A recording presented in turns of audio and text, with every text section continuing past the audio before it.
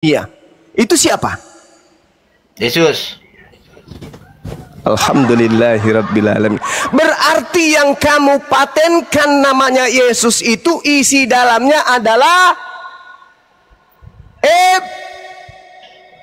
iblis. Kan? Yesus itu mati nggak? Mati dan bangkit kembali kan? Dari kebangkitannya dia menaklukkan alam maut, bahwa alam maut tidak sanggup menahan dia. Hei, yang Yesus menguasai mati, kerajaan maut itu iblis. Ibrani 2 nomor 9 jelas sekali. Ibrani 2 nomor 14 juga dikatakan apa? Iblis adalah penguasa alam maut. Bang, apa? Kenapa? Bang Zuma percaya sama Bible? Bible yang menuangkan isi perutnya kemudian. Saya hanya membaca. Tugas Anda percaya atau tidak? Enggak, aku tanya abang percaya atau enggak itu tulisan? Saya percaya Bible itu adalah kitabnya saudara Kristen. Tapi saya tidak percaya itu adalah firman Tuhan. Namun iblis ingin mengecok kemudian anak keturunan Adam. Apa kata Allah? Wa makaru wa makarallah wallahu khairul makirin. Mereka membuat tipu daya, mereka membuat tipu muslihat. Tetapi Allah kemudian membalas tipu daya mereka. Sesungguhnya Allah adalah pembalas sebaik-baiknya kejahatan. Ya, jelas itu. Itu menurut abang kan, menurut keiman kan abang. Anda bertanya kepada Bang Zuma kan? Iya. Jadi menurut saya, bukan menurut tetangga. Betul. Sekarang permasalahannya adalah ketika Anda mengatakan penguasa dunia adalah iblis, dan Yesus pun mengatakan penguasa dunia itu adalah iblis. Lantas saya bertanya, siapa yang keluar dari kubur lalu mengatakan kepadaku telah diberi kuasa dunia? Anda mengatakan Yesus. Kita sampai level itu. Sekarang kita naik level. Menurut Yesus, ketika dia penginjilan, mengadakan kajian-kajian di tengah-tengah Bani Israel muridnya, apakah Yesus pernah menubuatkan dan mewanti-wanti muridnya agar waspada kepada iblis yang akan datang dengan memakai nama Yesus? Pernah Yesus ingatkan itu? Pernah Yesus mewanti-wanti itu atau tidak? Jawab.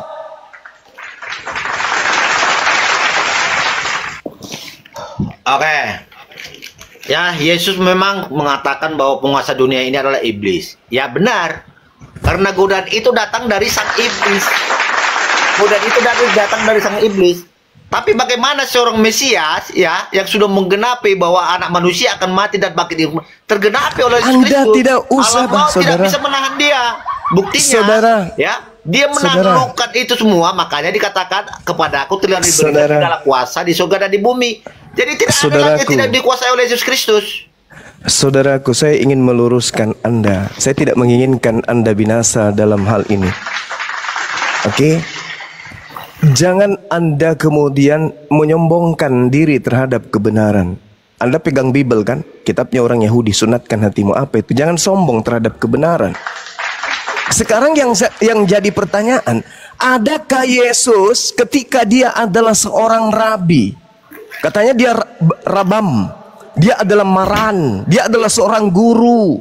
Sekarang pertanyaan saya sebagai guru, adakah dia mewasiatkan nasihat kepada muridnya?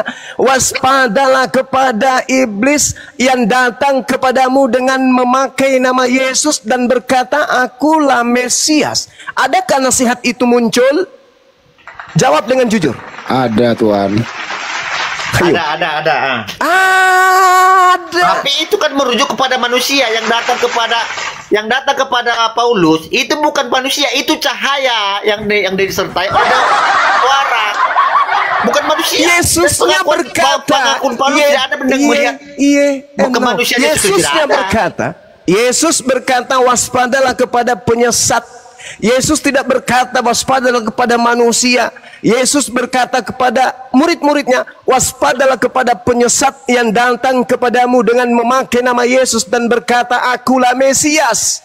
Dia akan menyesatkan banyak orang. Kata siapa? Kata Yesus. Tertulis di mana? Matius 24 nomor 4 nomor 5. Ketika Yesus terangkat ke langit, tragedi penyaliban terjadi. Ada yang keluar dari kubur mengaku sebagai Yesus. Jelas itu. Oknum inilah yang pergi ke seluruh dunia yang menyebabkan separuh penduduk bumi menuhankan dirinya. Sekarang pertanyaan saya, Siapa yang berbahagia dan tepuk tangan ketika kemudian manusia meninggalkan menyembah Tuhannya Abraham, Ishak dan Yakub menuju kepada makhluk yang bernama Yesus? Siapa yang tepuk tangan? Siapa yang tepuk tangan? Maksudnya tepuk tangan gimana maksudnya? Orang-orang masa Nabi Musa alaihissalam sampai ke bawah, sampai turunnya Nabi Isa alaihissalam, mereka menyembah kepada Adonai Elohenu, Adonai Ahad. Sekarang pertanyaan saya, begitu ada agama Kristen yang tadinya menyembah Adonai Elohenu, Adonai Ahad, tiba-tiba menyembah kepada anak bayi yang mati digantung di pohon setelah dewasa bernama Yesus. Siapa yang tepuk tangan setelahnya? Oke, gini ya, sejak dulu Bang Juma ya. Oke. Silakan. Di Yohanes 3 di ayat 16 berkata 16. ya, Yes. Oke. Karena begitu besar kasih Allah akan dunia ini, maka dia mengaruniakan anaknya yang tunggal, supaya setiap orang yang percaya, ya, yang dituntut apa? Ini di sini apa? Yang dituntut apa? Percaya. Percaya. Supaya setiap Betul. orang yang percaya kepadanya tidak binasa, Oke. melainkan Baik. beroleh hidup yang kekal. Kekal itu apa? Oke. Ya surga. Jadi Baik, untuk saudara. mengenal Allah Bapa, ya lihat Baik, saudara. Yesus Kristus untuk mendapatkan apa? Baik. Surga. Baik, saudara. Percaya kepada siapa? Kepada Yesus ya. Ya. Yesus yang mana nih? Yang keluar dari kubur atau yang mengadakan pengajaran Yesus penginjilan? yang lahir di Bethlehem. Oke, Yesus bagus. yang mati, bangkit dan hidup kembali. Oke, bagus. Dia manusia. Manusia. Yang datang kepada Paulus manusia atau bukan? Nah, yang datang kepada Paulus itu adalah cahaya, ya. Yesus Cahaya. berkata, Lukas 10 nomor 18, yang datang ke bumi berupa cahaya siapa? Ya. Itu kan cahaya. Dia kan Paulus sebagai cahaya yang begitu terang. Yesus berkata Mendengarkan suara. dalam Lukas Akulah 10. Yesus yang engkau aniaya. Oke, Oh, iblis oh, datang ke oh, muka bisa bumi satu, ini Pak, berganti, menurut Yesus Nos. dalam rupa apa? Ini kayaknya Bang Suma seraka betul nih, harusnya bergantian. Biarkan dulu, Yesus kita puaskan dulu Bang Juma. Yesus Biarkan dulu. berkata, Kita puaskan Yesus dulu Bang Juma bertanya, baru kita tanya nanti Bang Juma. Silakan. Yesus berkata di dalam Lukas 10 nomor 18, iblis Gak apa-apa. datang ke bumi ini Biarkan aja. dalam rupa apa?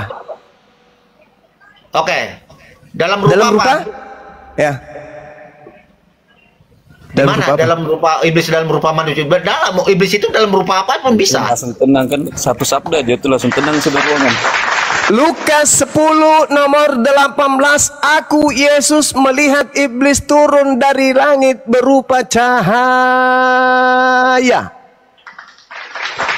Berupa Yang datang cahaya. kepada Paulus berupa apa? Oke, Yesus itu ya melihat Enggak, yang melihat datang kepada cahaya. Paulus berupa cahaya. Melihat cahaya. Iblis datang berupa Oke. cahaya. Yesus datang berupa manusia. Sama enggak? Nah. Iya, Sama nggak? tapi bisa dikatakan, akulah Yesus yang engkau aniaya. Iblisnya Ya, datang apakah dengan Ananias? memakai nama Tapi siapa? Orang Ananias, orang yang begitu taat, orang yang begitu tekun dalam beriman, dia pasti tahu siapa yang Yesus imani dia. berkata, iblisnya datang memakai nama siapa?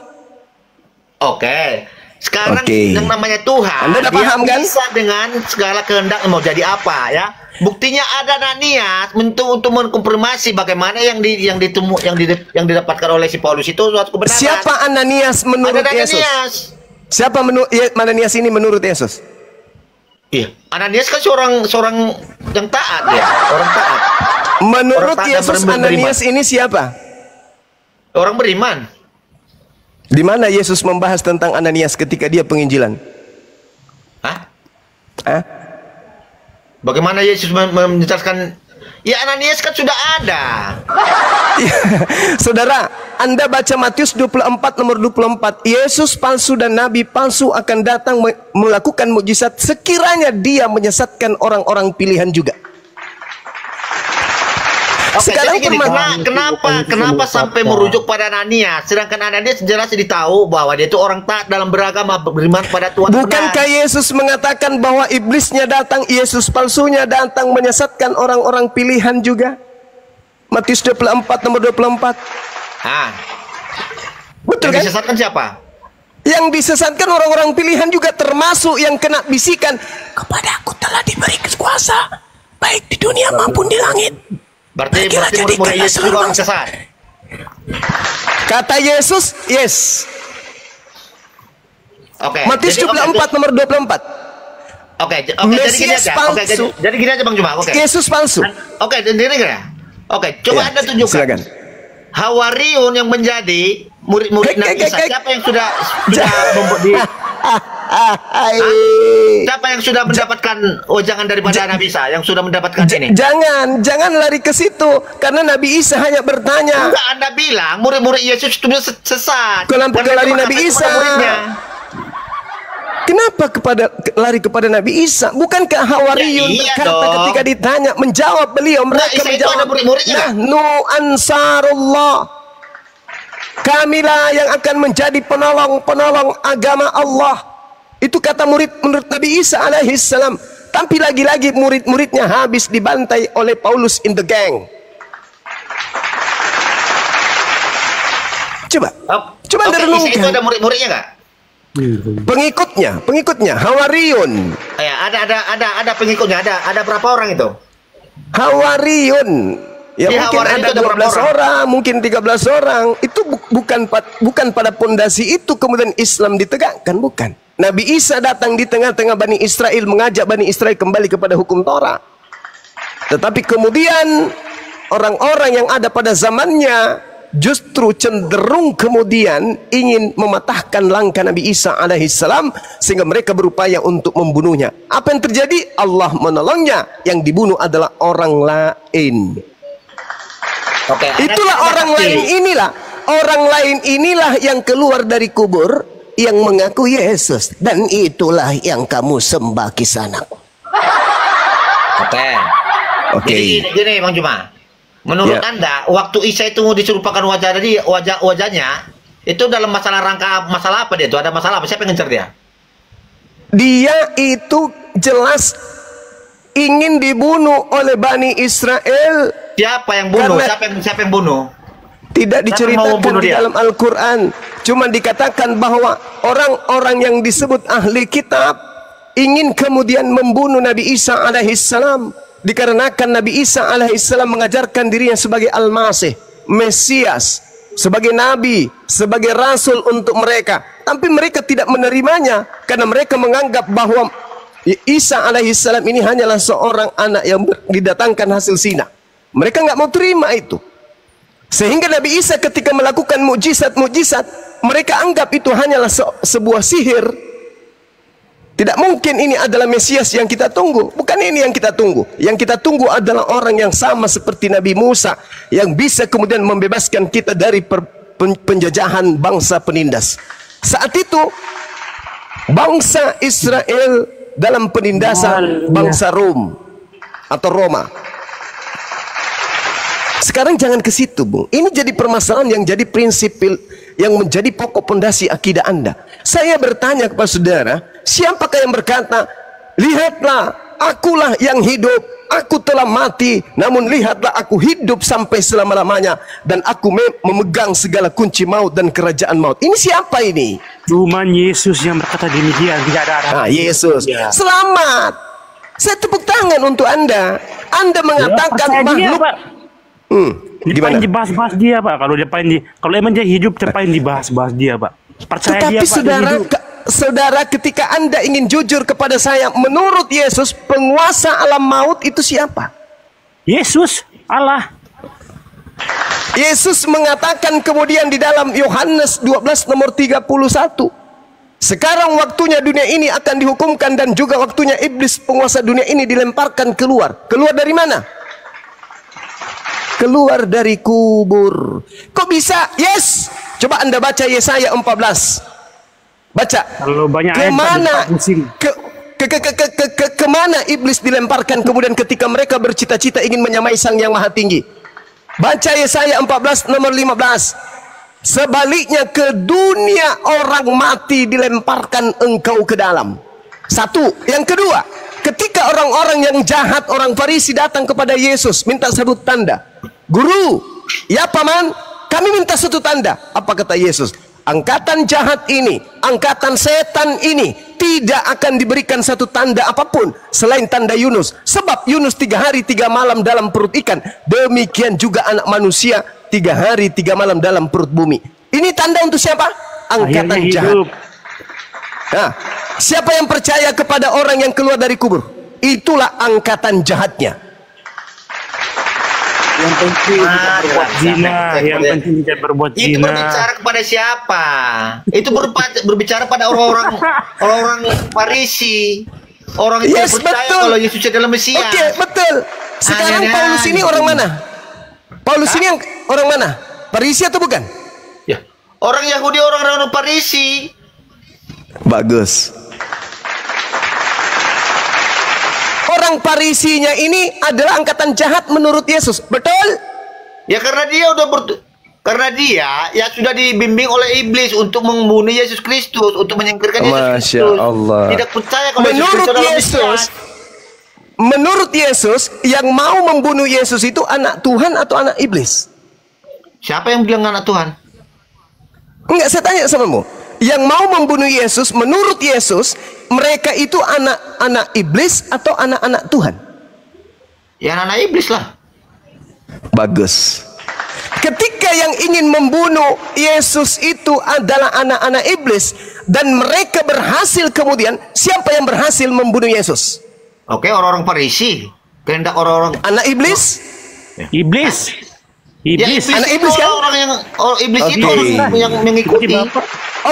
Oke, berarti iblis berhasil membunuh Yesus, betul? Ya. Berarti iblis berhasil membebaskan manusia dari kutuk hukum dosa waris, betul? Berarti iblis berjasa menghilangkan dosa waris agar kalian masuk surga. Ya.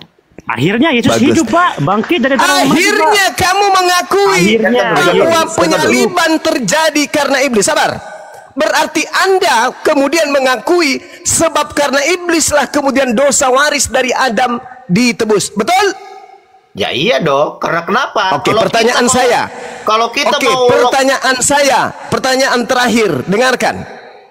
Iblis ini mau manusia masuk neraka atau iblis ini mau manusia masuk surga? Oke, iblis itu mau kita itu tersesat ya. Neraka. Neraka. Tapi Neraka. Pertanyaan iblis saya, menahan Yesus Kristus iblis dalam kematian. jangan kemana-mana. Makanya Ini Yesus pertanyaan mati dan terakhir. hidup kembali. Iblis mau agar manusia hidup di neraka atau hidup di surga? Hidup di Iblis neraka. mau dia menjadi manusia itu menjadi pengikutnya hidup di neraka. Hidup di neraka. Bapak. Kalau begitu, kenapa dia mau agar Yesus disalibkan? Ya. Bagaimana Untuk- Allah Bapa untuk memberikan menebus. untuk jatuh ke dalam Untuk menebus. Apa tujuannya menebus? Supaya manusia masuk surga. Berarti iblis menurut kalian mau agar manusia masuk surga. Ayo. dan lu bisa Ayo. kasih datanya tadi. Berarti Yohanes iblis ini 13. berarti iblis Pas ini dulu, adalah Pak. Tuhan Yohanes bagi 13 kalian. apa? Nggak dipahami Karena berarti. kenapa? Yang Bang menyediakan Juman dan surga Kokoa, bagi Bang orang-orang Juman. benar itu adalah Tuhan. Sedangkan Anda mengatakan bahwasanya iblis menginginkan penyaliban. Iblis berhasil membunuh Yesus. Dengan demikian, iblis berhasil memasukkan orang Kristen ke dalam surga. Naik level kita.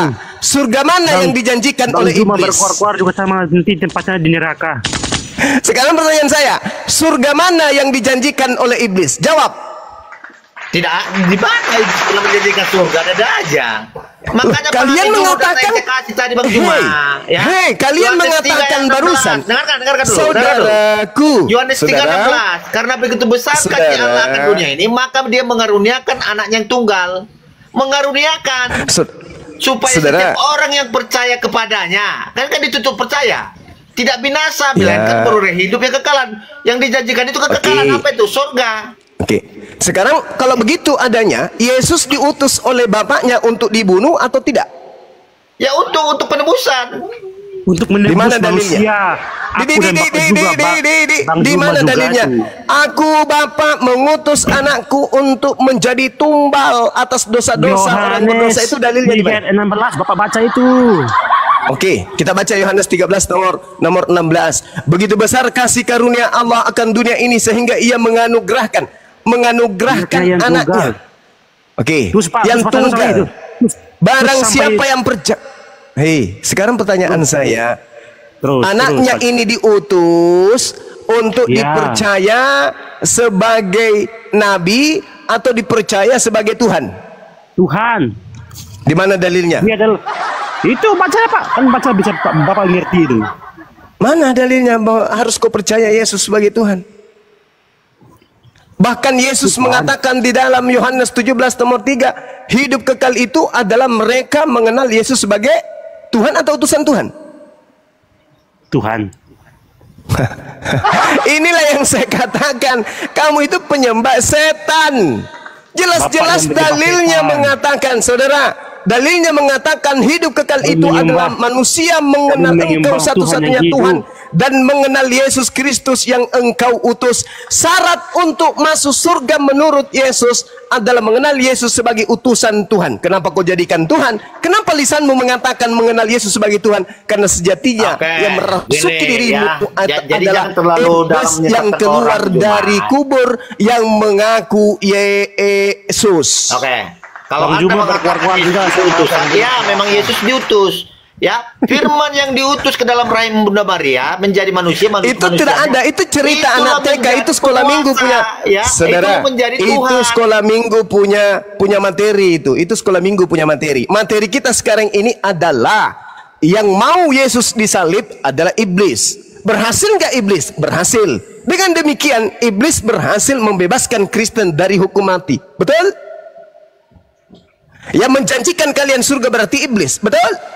Di mana? Benarlah kata Yesus di dalam Yohanes 8:44, iblislah yang menjadi bapakmu dan kamu mau melakukan keinginan-keinginan bapakmu. Itu konteks berbicara pada orang-orang Farisi, orang Yahudi Farisi. Betul.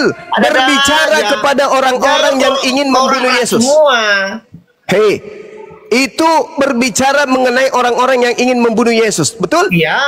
Karena mereka tidak percaya kalau Yesus adalah Mesias. Oke, sekarang pertanyaan saya, orang-orang Kristen menginginkan Yesus dibunuh atau menginginkan Yesus tidak dibunuh? Oke, orang-orang Farisi tidak percaya kepada Yesus bahwa dialah, karena itu tak bisa katakan. Tengoklah. Menghujat. Saya bertanya apa? Orang Farisi saya bertanya samamu, orang Kristen Allah Bapa. Orang Kristen mau Yesus dibunuh atau orang Kristen mau agar Yesus tidak dibunuh? Jawab dengan jujur. Bagaimana? Orang Kristen mau Yesus dibunuh atau orang Kristen mau agar Yesus jangan dibunuh? Bagaimana kita mau mengatur kehendak Tuhan? Saya tidak tanya itu. Jangan kau pura-pura. Enggak bisa ditanya. Jangan kau pura-pura. Karena adanya pembunuhan Yesus menjadikan kamu sombong kepada pencipta langit dan bumi yang telah menciptakanmu. Daripada mengaruniakan apa, Bang Juma? Hei, saudara, saya masih bertanya seputar yang tadi. Kalian Kristen mau Yesus dibunuh atau kalian Kristen tidak mau Yesus dibunuh? Jawab yang jujur. Oke. Bagaimana kehendak Tuhan? Kalau Yesus itu kehendak Tuhan pun nggak apa-apa, tapi kehendak Anda Tuhan. Berbicara mengenai kehendak Tuhan. Dalam kenyataannya Keluaran 23 nomor 7 nomor 8, jangan kau membunuh Yesus. Baca. Itu kehendak Tuhan. Sekarang permasalahannya adalah kalian Kristen ini mau Yesus itu dibunuh atau mau Yesus itu jangan dibunuh? Kami tidak mau Yesus dibunuh, tapi kehendak Allah Bapa lain. Bagus. Orang-orang Kristen mau agar Yesus itu tidak dibunuh. Kalau Anda berhasil Yesus tidak dibunuh, yang nebus dosa kalian siapa? Ya, Yesus Kristus. Dengan cara? Ya banyak dengan cara Tuhan. Tuhan kan tidak bisa dibatasi. Dengan cara apa? Anda mengukur Tuhan, ada aja cuma. Dengan cara apa kalian menebus dosa? Jangan Anda seolah-olah mau mengukur Tuhan, pikir seperti ini, pikir seperti nggak bisa. Bagaimana cara Tuhan? Dengan cara apa? Dengan cara apa dosa Kristen ini ditebus tanpa melalui pembunuhan terhadap Yesus? Dengan cara apa? Ya dengan cara kehendak Tuhan lah. Apa kehendak Tuhan itu? Ya nggak tahu saya. Ada aja. Itu jawab mau kita dikte. Itu jawaban orang munafik. Bukan jawaban orang munafik. Hei saudara, orang Kristen sombong di hadapan penciptanya karena mereka mengaku memiliki juru selamat bernama Yesus yang keluar dari kubur pada hari ketiga, makan ikan goreng dan sedikit madu. Maka orang Kristen sedunia sombong kepada penciptanya karena mereka merasa dosa-dosanya sudah digugurkan oleh bangkitnya Tuhan mereka dari dalam liang lahat. Itu orang Kristen. Orang Kristen dengan sombongnya, ponganya, makan semua makanan yang diharamkan oleh Tuhan. Bahkan mengatakan hukum yang datang kepada Nabi Musa itu adalah sampah, tinja. Dikarenakan mereka sombong, sudah memiliki juru selamat yang keluar dari kubur. Jangan sombong Anda, jangan ponga Anda. Jangan kemudian Anda munafik. Orang-orang Kristen sedunia menginginkan pembunuhan terhadap Yesus. Sekiranya Kristen hidup di zaman Yesus, maka orang yang pertama menjajal kemampuan Yesus untuk dibunuh adalah kalian. Tak ada orang Roma, tak ada orang Yahudi. Kalian akan bahu-membahu segera untuk memakan daging dan minum darah Yesus. Itu pasti. Karena keselamatan seorang Kristen tergantung dari matinya Yesus. Keselamatan orang Kristen tergantung dari penyaliban. Keselamatan orang Kristen itu tergantung daripada darah Yesus ditumpahkan atau tidak. Jangan munafik. Jadi sekiranya kalian hidup di zaman Yesus, kalianlah orang pertama yang mengasah bila parang, juga balok-balok untuk menghantam kepala Yesus biar dia mati. Jangan bernarasi liar lah cuma. Saudara Alkitab Anda mengatakan. Kau lihat dulu, waktu Yesus itu dituntun untuk dibawa disalibkan di Golgota, kan banyak orang pengikut-pengikutnya, orang yang sudah diajar dia. Apakah mereka membawa balok? Saya tanya sama saudara, izinkan saya membaca dalil. Ya? Jadi jangan izinkan saya membaca dalil. Izinkan saya membaca dalil. 1 Korintus 15 nomor 17. Dan jika Yesus tidak dibangkitkan dari kubur, maka sia-sialah kepercayaan kamu dan kamu masih hidup di dalam dosamu. Saya tanya sama saudara, ini dalil Anda percaya atau tidak? Ya iya. Berarti tanpa pembunuhan terhadap Yesus, maka orang Kristen akan hidup di dalam dosa. Betul? Dengarkan.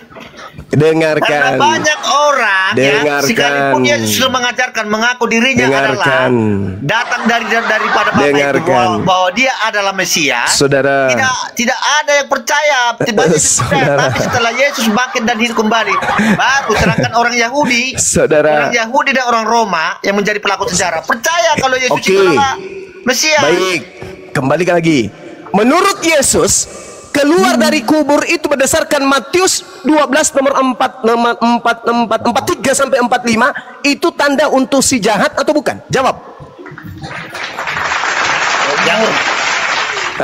Yang tanda si jahat itu kan yang berbicara kepada orang-orang Farisi, yaitu tentang Yunus. Makanya saya, saudara, coba Anda baca, dan ini akan berlaku terhadap angkatan jahat ini.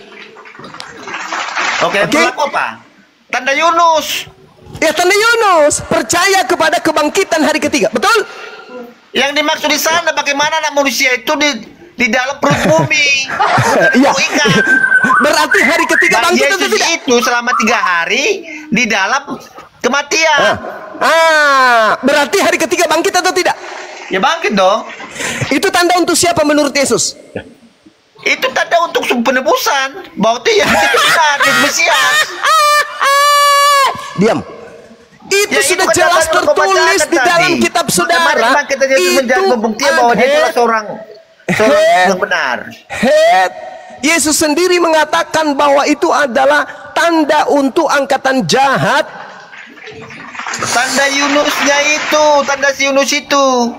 Iya, keluar dari kubur hari ketiga, betul? Ya.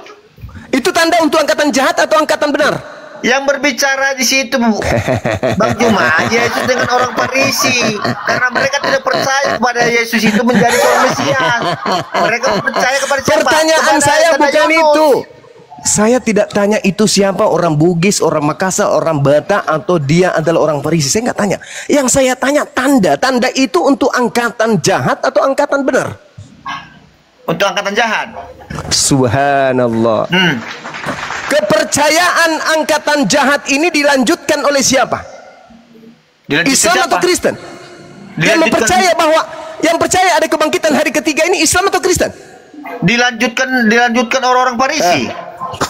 Iya, pengikutnya namanya adalah di Antioquia setahun bersama namanya adalah orang-orang Parisi. Iya, pengikutnya orang Parisi ini setahun lamanya di Antioquia namanya adalah siapa orang Parisi? Orang Parisi itu orang yang tidak percaya kepada Tuhan. Pengikutnya Paulus di Antioquia pertama kali disebut apa? Islam atau Kristen? Kristen itu artinya adalah pengikut Kristus, disebutlah Kristen. Ya, itu di Antioquia pertama. Betul. Yesus berkata apa? Waspadalah kepada penyesat yang datang dengan memakai namaku dan berkata, akulah Kristus. Kamu pengikut Kristus bukan? Iblisnya juga mengaku Kristus. Kata siapa? Kata Yesus. Ya. Kamu pengikut Kristus kan? Ya, saya pengikut Kristus. Penyesatnya mengaku Kristus atau tidak menurut Yesus? Penyesatnya angkatan jahat. Tidak, Yesus berkata waspadalah kepada penyesat yang datang kepadamu dan memakai namaku dan berkata akulah Kristus. Betul? Ya. Berarti penyesat ini mengaku Kristus enggak? Oke, jadi di mana Paulus mendapat pengakuan bahwa aku dia datang sebagai manusia? Itu kan cahaya dalam penglihatan rohani. Anda baca Galatia 1 nomor 11 dan juga nomor 12. Anda baca. Aku menerima Injil bukan dari manusia dan bukan manusia yang mengajarkan aku Injil, tetapi Kristus Yesus. Oke? Maria melahirkan manusia atau bukan? Manusia. Yang datang kepada Paulus Kristus bernama siapa? Bernama Yesus. Penyesatnya datang mengaku Mesias, mengaku Kristus, namanya siapa? Yesus. Dan dia akan menyesatkan banyak orang. Orang-orang pengikut Kristus yang paling banyak di atas muka bumi ini itu dipelopori agama yang bernama apa? Jawab. Ayo kawan. Ampun, memang harus ampun. Saya meluruskan kalian. Mudah-mudahan bisa terselamatkan. Ingat Bung, ingat. Yesus berkata penyesat itu datang dengan memakai Kristus. Di dunia ini tahun 2025, siapa agama yang mengaku pengikut Kristus? Jawab. Kristen, subhanallah. Ada pengikut Kristus lain selain Kristen? Tidak ada. Mana kemudian orang-orang banyak yang disesatkan oleh Kristus palsu? Mana? Ada? Tidak ada. Hanya ada satu kandidat. Kristenlah itu yang disebutkan di dalam kitab saudara. Pengikut Kristus berarti dia sudah Kristen, ya. Itu. Saudara, saya katakan samamu, Yesus datang di tengah-tengah Bani Israel tidak pernah menyebut muridnya dengan sebutan Kristen. Ya iya, dia pengikut. Dengarkan. Kalian pengikut Kristus yang datang kepada Paulus mengatasnamakan diri kalian sebagai Kristen. Itu apa permainannya, Bang Juma? Kristen itu Kristus. Pengikut Kristus. Ya udah, pengikut Kristus itu siapa? Yesus. Berarti apa yang kita ikuti? Berarti yang kita imani, yang kita ikuti adalah tentang seperti ada pengikut Nabi Muhammad. Oke, baik. Sekarang menurut Yesus akan muncul Kristus palsu. Betul atau tidak? Di mana itu? Di mana dia datangnya? Matius 24 nomor 4 nomor 5. Ciri-cirinya seperti apa kedatangan itu? Enggak ada ciri-cirian. Kalau Anda mau tahu ciri-cirinya, lihat di dalam Matius 24 nomor 23 sampai nomor 26. Lengkap ciri-cirinya di situ. Cuma yang pengikut Kristus palsu, yang Nabi Isa. Oh, saya tidak pernah mengaku diri saya pengikut Kristus. Saya karena Islam. Cuma berkata, cuma kalau orang yang menuhankan manusia sesat itu apa tidak? Sesat dong. Suma pernah sekarang, Suma ingat waktu Suma berkata bahwa Allah yang perkasa, Bapa yang kekal Raja Damai itu adalah Muhammad. Sekarang orang Kristen ketika berbicara mengenai Allah, apakah itu menuju ke Tuhannya umat Islam atau bukan? Enggak, begini bro. Suma kan pernah berkata, Allah yang perkasa, Bapa yang kekal, Raja Damai itu adalah baginda Muhammad. Sekarang saya balik bertanya sama saudara, ketika orang Kristen berkata Allah, apakah itu merujuk kepada Tuhannya umat Islam? Tidak. Nah, kamu kan yang berkata begini, bro. Berarti Nabi Muhammad disebut Allah yang perkasa, Allah yang kekal, bukan merujuk kepada Tuhannya umat Islam, tetapi dalam perspektif pandangan kamu dan juga Yudaism. Hezekia itu orang-orang menyebutnya sebagai Tuhan yang perkasa, Tuhan yang kekal. Bukan berarti Hezekianya, tetapi yang membikinnya itu dan ajarannya itu, kawan, yang mengutusnya itu loh. Cuma juga berkata bahwa baptis itu sama dengan wudu. Baptis itu apa? Oke, baptis itu apa artinya? Baptis itu artinya apa? Wudu menurut Suma. Enggak, saya tanya dulu. Baptis itu artinya apa? Baptiso dalam bahasa Yunani artinya apa? Jangan nangis. Baptiso dalam bahasa Yunani artinya apa? Saudara, saudara, baptiso dalam bahasa Yunani, arti dalam bahasa Indonesianya apa? Pembasuhan. Orang wudhu dibasuh nggak? Basuh. Oke? Dibasuh. Nggak usah terbang kemana-mana, nggak usah terbang kemana-mana. Sekarang pertanyaan saya, pernyataan saya Anda tanggapi. Yesus berkata, waspadalah kepada Yesus palsu yang datang kepadamu dengan memakai nama Yesus dan berkata, akulah Kristus. Kalau Anda percaya kepada pernyataan Yesus ini, harusnya Anda mempercayai bahwa ada Kristus palsu. Maukah Suma lagi bersumpah pakai Alkitab bahwa Suma tidak pernah mengatakan bahwa Allah yang perkasa adalah Muhammad? Oke, berarti ada Kristus palsu. Sekarang Kristus palsunya ini, sabar. Sekarang Kristus palsunya ini menyesatkan banyak orang. Camkan itu pengakuan Yesus. Matius 24 nomor 5. Pertanyaannya, di alam semesta ini, hari ini, ada tidak sekelompok manusia yang banyak kemudian mengaku pengikut Kristus? Ada enggak? Ada enggak? Bagaimana itu semua? Belum selesai itu Allah yang perkasa. Ada enggak?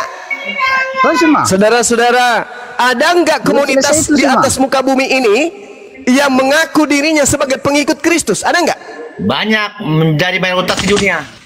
Siapa namanya? Kristen. Subhanallah. Kalau pengikut Kristus yang penyesat itu di mana? Di mana? Tidak ada. Tidak ada. Berarti Kristus yang dinubuatkan Yesus itu pengikutnya bernama Kristen. Karena Yesus sendiri mengatakan. Ini saudara, ini kita kemana-mana dari dulu berapa kali kita jumpa diskusi narasimu aneh-aneh, nggak pakai bukan aneh-aneh kawan, bukan aneh-aneh. Semua kotoran yang ada di atas muka bumi ini kenanya ke jidat saudara. Makanya mengatakan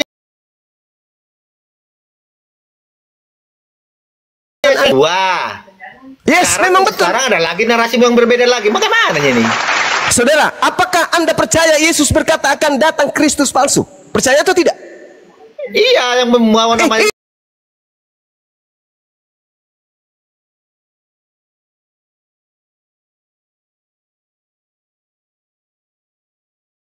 Kristus palsu. Ada yang dikatakan dia akan diserupakan. Ada. Nah, sekarang Yesusnya berkata begini. Tapi disumpah ada. Sekarang Yesusnya berkatakan begini. Enggak, sabar dulu. Sebab banyak kemudian orang akan datang dengan memakai nama Yesus dan berkata, akulah Mesias.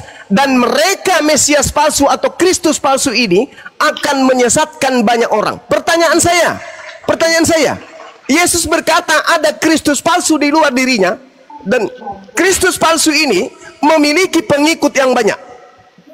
Anda sudah mengatakan Kristen pengikut Kristus. Kalau Kristus yang Anda maksud bukan Kristus palsu dan Kristen bukan pengikut Kristus palsu, tolong tunjukkan selain Kristen yang mengaku sebagai pengikut Kristus. Silakan. Orang Kristen sangat mengikuti Yesus Kristus yang benar. Kalau saya ngerti itu pemahaman saudara yang saya tanya. Dari seorang perawat, tapi tidak bisa dinyatakan dengan data sejarah. Anda menolak, melupakan wajahnya, menyangkal tentang penyalipan. Bukan itu, bukan ke situ, Jangan dimaksudkan. Saudara, jangan ke situ, saudara. Yesus berkata akan muncul Kristus palsu.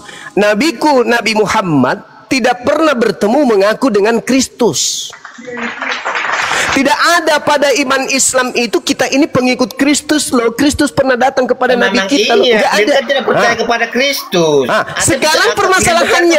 Sekarang permasalahannya adalah cari Kristus yang pengikutnya banyak selain daripada Kristus Kristen. Cari, ada nggak? Ya pengikut Kristus itu ya Kristen loh Bang Juma. Selain pengikut Kristus. Astagfirullahaladzim. Ya Allah ya Karim. Petrus membentuk, membangun yang namanya ya Allah ya Karim. Ya Allah ya Karim. Yang memerintahkan bentuk jemaat siapa? Yesus Kristus kepada siapa? Rasul Petrus. Ya Allah. Sekarang Kristus yang kamu ikuti Kristus asli. Ya asli dong. Yang palsu mana? Ya asli yang mengatakan diri diserupakan. Yang palsu mana? Dia lahir di bawah pohon kurma. Yang palsu mana? Ya itu yang palsu menyatakan dirinya sama-sama dengan Yesus. Kamu mengerti nggak ucapan Yesus itu? Akan datang penyesat, akan datang penyesat. Akulah dia. Bagaimana kata-katanya Yesus diserupakan? Akan datang penyesat dengan memakai nama Yesus. Di mana Yesus datang kepada Nabi Muhammad? Di mana? Kapan itu terjadi? Kapan? Dan di mana Islam itu disebut sebagai pengikut Kristus? Di mana? Bukankah dalam kitabmu Yesus sendiri berkata, sebab dia akan menyesatkan banyak orang. Mana banyak orang yang disesatkan Kristus palsu itu? Mana? Ada. Di luar Kristus asli, Yudaism, ada pengikut Kristus palsu. Namanya Kristen. Kristus yang palsu inilah yang keluar pergi ke seluruh dunia mencari pengikut, makin hari makin banyak dengan berbagai macam tipu-tipu. Sedangkan Yesus yang asli hanya datang di aule halaman Yerusalem mencari domba yang hilang saja. Aku diutus hanya kepada domba yang hilang dari umat Israel. Itu Yesus asli, itu Kristus asli. Aku tidak berkata-kata dari diriku sendiri. Aku tidak dapat berbuat apa-apa dari diriku sendiri. Aku datang di atas muka bumi menjadi manusia bukan atas kehendakku sendiri. Itu Yesus asli. Sedangkan Kristus yang palsu, akulah Alfa dan Omega. Kepadaku telah diberi kuasa baik di langit maupun di bumi. Pergilah ke seluruh bangsa, jadikanlah seluruh manusia menjadi pengikutku. Akulah sang bintang timur, gilang gemilang. Akulah penguasa maut. Itu Kristus palsu. Diskusi apa nama pengikut Kristus palsu ini? Karisteng. Oke, dengarkan Bang Juma. Silakan. Oke, jadi gini Bang Juma ya. Kalau Anda memaksakan pemahaman Anda untuk dimasukkan di kerana kekristenan, tidak akan jumpa ya. Karena Anda pengikut iblis. Dengar dulu. Bagaimana mau mengaku? Masa Anda mau mengaku saya pengikut iblis lah memang? Yang mengaku dengan hatinya bahwa dia pengikut iblis selama ini, insya Allah sebentar dia akan mengatakan la ilaha illallah Muhammadar Rasulullah. Anda tidak merasa itu. Ingat Bung, orang yang tertipu itu nanti sadar pada momentum-momentum yang ada tertentu, baru dia sadar. Orang dalam keadaan tertipu, terhipnotis itu nggak pernah sadar. Namanya terhipnotis, tertipu. Dalam tipu daya aku menjerat engkau. Anda sementara tertipu, sementara terjerat. Bagaimana mungkin Anda sadar? Nanti setelah Anda duduk dari sini, Anda berenung. Benar juga ya kata Bang Zuma. Kan Yesus yang asli berkata, waspadalah kepada Yesus palsu yang datang akan menyesatkan banyak orang.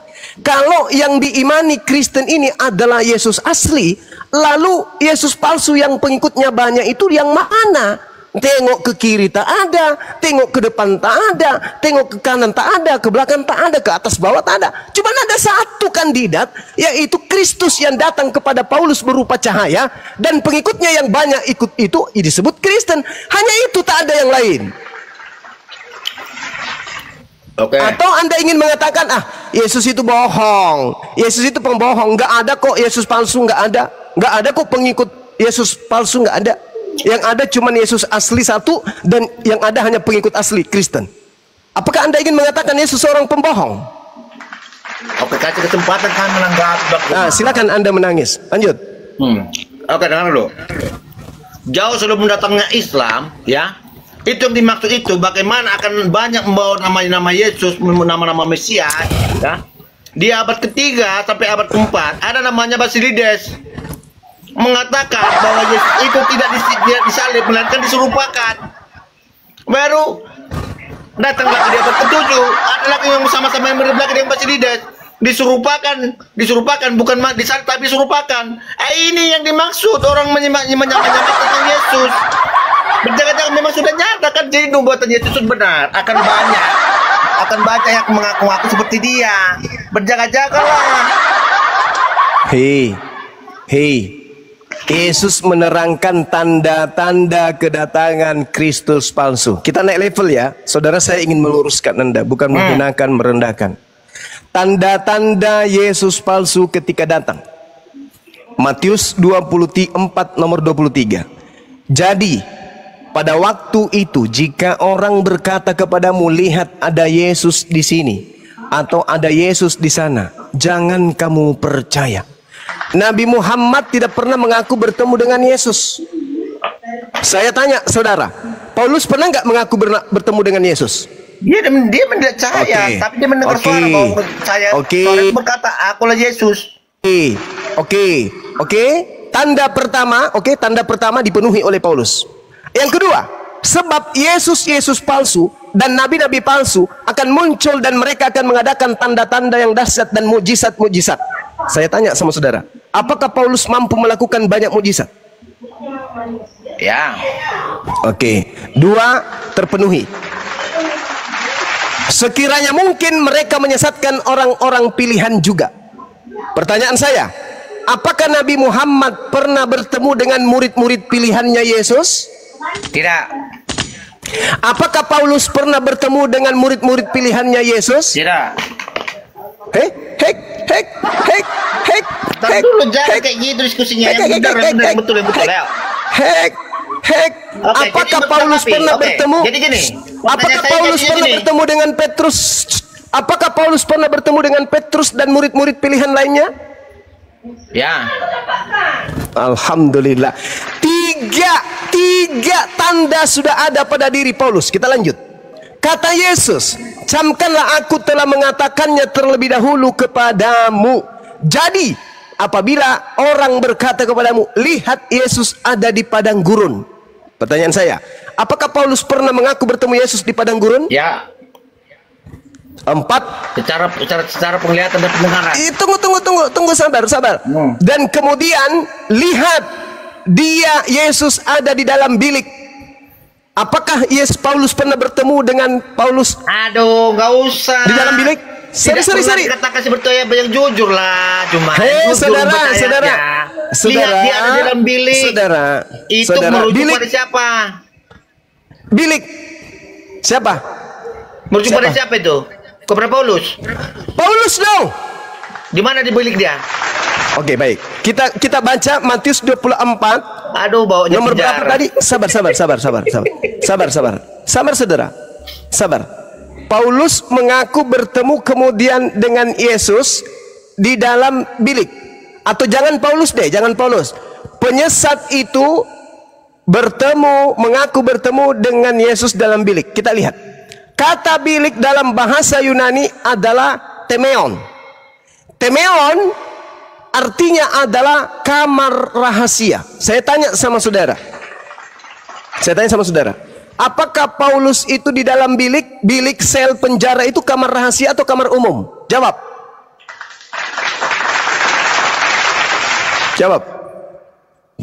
Jawab, Bang. Temeon dalam bahasa Yunani artinya kamar dalam atau kamar pribadi atau dikatakan sebagai kamar rahasia. Pertanyaan saya, sel tempat Paulus bertemu Yesus, apakah itu dalam bilik rahasia atau kamar umum?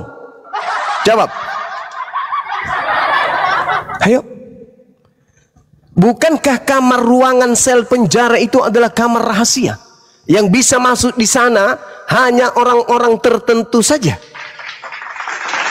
Dan di situ Paulus mengaku bertemu dengan Yesus sehingga dia menuliskan kitab Filipi, Efesus, Timotius di dalam bilik, dan dia mengaku bertemu dengan Yesus di situ. Bukan manusia yang mengajarkan aku Injil, tetapi yang mengajarkan aku Injil adalah Yesus Kristus yang bukan manusia. 6.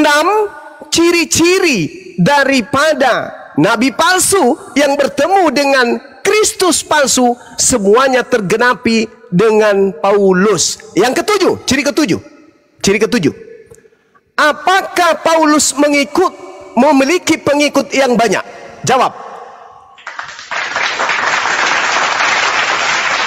Ini tanda ketujuh. Apakah Paulus memiliki pengikut yang banyak? Banyak pengikutnya. Apa nama pengikut daripada itu? Nama pengikut Paulus ini namanya apa? Kristen. Ini tanda-tanda yang ketujuh. Tanda yang kedelapan, Yesus berkata pada hari terakhir nanti banyak orang berseru kepadaku, Tuhan, Tuhan, bukankah kami bernubuat, mengusir setan, bermujizat pakai namamu? Pada waktu itulah aku Yesus akan berterus terang kepada mereka, enyahlah daripadaku, aku tidak mengenal kalian, kalian semua adalah pembuat kejahatan. Pertanyaan saya, apakah pengikut Paulus memanggil Yesus Tuhan, bermujizat, bernubuat, mengusir setan pakai nama Yesus? Ya atau ya? Oke. Jadi gini, semua tergenapi. Subhanallah. Selesai tugas saya, teman-teman sekalian. Sudah terpenuhi apa yang ingin saya sampaikan, bahwa semua tanda-tanda yang Yesus ceritakan ada pada Kristen, baik pada saat ada mulanya, pertengahannya, maupun di ujungnya nanti, di mana Kristen akan diusir oleh Yesus. Semua tanda-tanda itu ada sama Kristen. Bernubuat, mengusir setan, bermujizat pakai nama Yesus, dan juga memanggil Yesus sebagai Tuhan. Ternyata betul, Kristus yang palsu dan pengikutnya adalah yang datang kepada Paulus, dan pengikutnya disebut Kristen. Mate mija. Oke, silakan. Jadi gini, dari narasi Anda, yang saya tangkap ya, Anda mengatakan Paulus itu nabi palsu. Sekarang gini, mau saya tanyakan kepada Anda. Coba Anda jelaskan, setelah Paulus menjadi pengikut Kristus, ya, bertobat menjadi pengikut Kristus, apa kesalahan-kesalahan yang Anda anggap yang tidak benar dengan perilaku Paulus? Saya berbicara berdasarkan dalil. Saya berbicara pakai dalil, Bung. Saya bacakan dalilnya. Di dalam Matius 12 nomor 43, Paulus bertobat.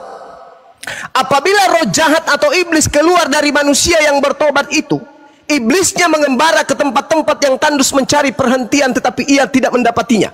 Lalu Iblis berkata, aku akan kembali ke orang yang tadinya kutinggalkan yang sudah bertobat. Maka pergilah iblis ini dan mendapati orang yang bertobat tadi itu bersih dan teratur. Lalu iblis keluar dan mengajak 7 roh iblis yang lebih jahat daripadanya, dan masuk kembali kepada tubuh orang yang bertobat tadi. Maka akhirnya keadaan orang yang bertobat tadi itu jauh lebih buruk daripada keadaannya semula. Demikian juga yang akan berlaku atas angkatan yang jahat ini. Jedar. Kalau siapa memang itu, Bang? Paulus, dengarkan. Siapa itu, Bang? Kalau memang Paulus menjadi, siapa itu, Bang? Anda katakan menjadi nabi palsu, ya, mungkin nggak seorang yang sudah dirasuki iblis menjelaskan tentang beriman kepada Yesus Kristus? Mungkin nggak? Iblis mengajarkan manusia menyembah kepada anak orang bernama Yesus. Harusnya saudara malu bertanya ini. Kok malu? Yesus mengajarkan menyembah kepada siapa? Ketika ia datang di tengah-tengah Bani Israel, Yesus mengajarkan menyembah kepada siapa? Yesus mengajarkan menyembah kepada Allah Bapa. Subhanallah. Sekarang Yesus ya diagungkan. Pertanyaan saudara kepada saya barusan. Pertanyaan saudara kepada saya barusan. Mungkinkah nabi palsu mengajarkan menyembah kepada Yesus Kristus? Itu kan pertanyaan saudara. Makanya pertanyaan saya, apa perilaku atau kejahatan Paulus setelah mengikuti Yesus Kristus? Mengajarkan menyembah kepada orang yang bernama Yesus. Memang iya, Yesus harus disembah. Yesus, menurut Yesus yang harus disembah siapa? Oke, Yesus itu ya, dia pribadi firman yang menjadi manusia. Makanya dikatakan tadi seperti data yang saya kasih Yohanes 3:16.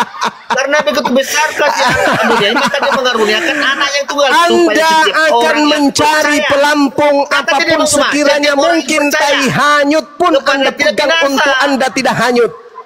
Yesus mengatakan, sembahlah Allah Tuhanku dan Tuhanmu, dan hanya kepada Dialah saja engkau menyembah, jangan kepada yang lain. Yesus yang palsu melalui nabinya yang palsu pun mengatakan, sembahlah Yesus Kristus. Ayo, kurang apa lagi? Menyembah Allah Bapa lewat Yesus Kristus. Akulah jalan kebenaran dan hidup. Sekarang Anda menyembah sesuatu tanpa ada tahu di mana Anda menyembahnya.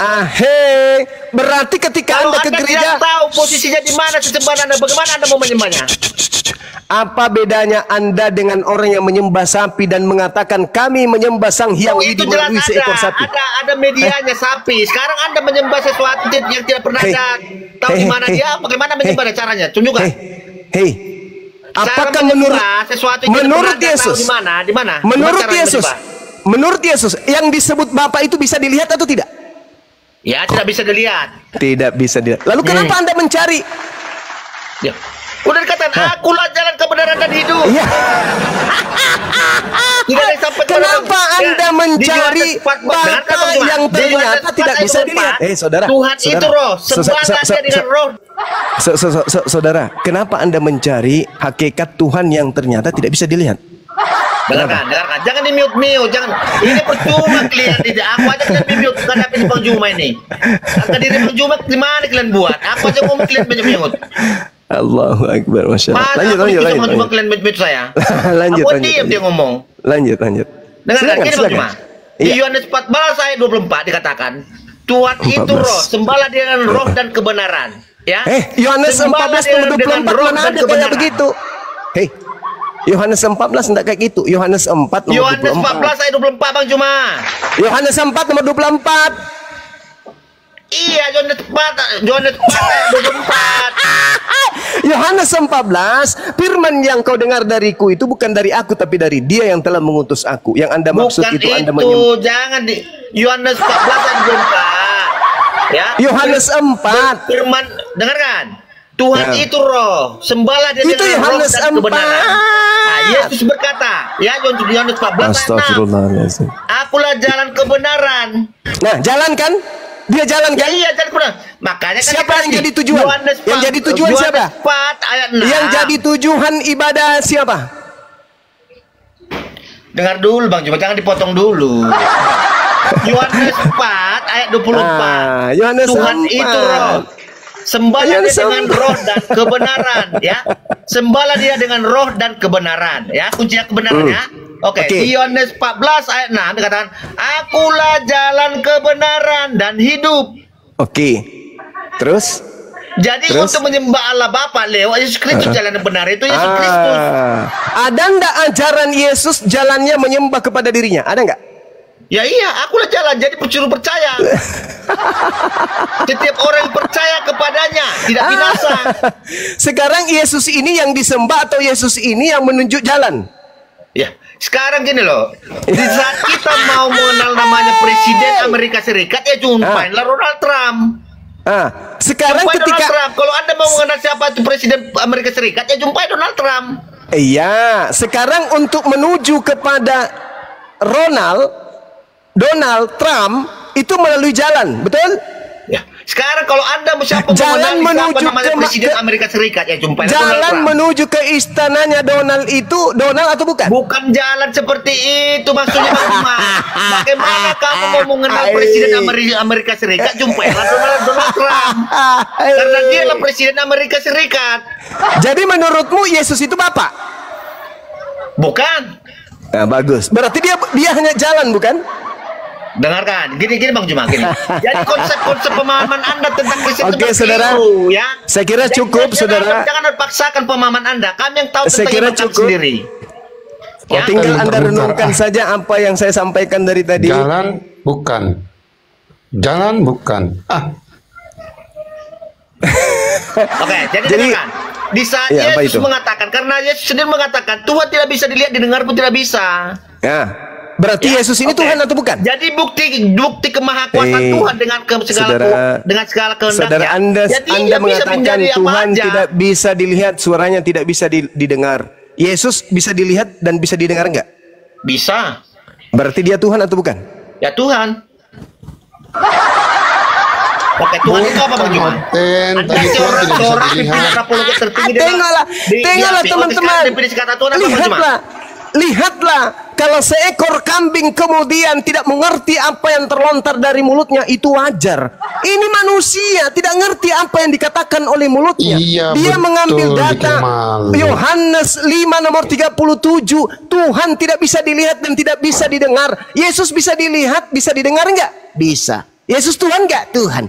Lihat bagaimana iblis yang kau sembah bernama Yesus itu membuat Anda kayak begini. Lihatlah. Ulaika hum syarrul bariyah yukhadi'una Allah walladzina amanu wa ma yakhda'una illa anfusahum wa ma yasurun fi qulubihim maradun fazadahumullahu marada. Orang-orang kafir itu ingin menipu Allah, ingin menipu orang-orang beriman.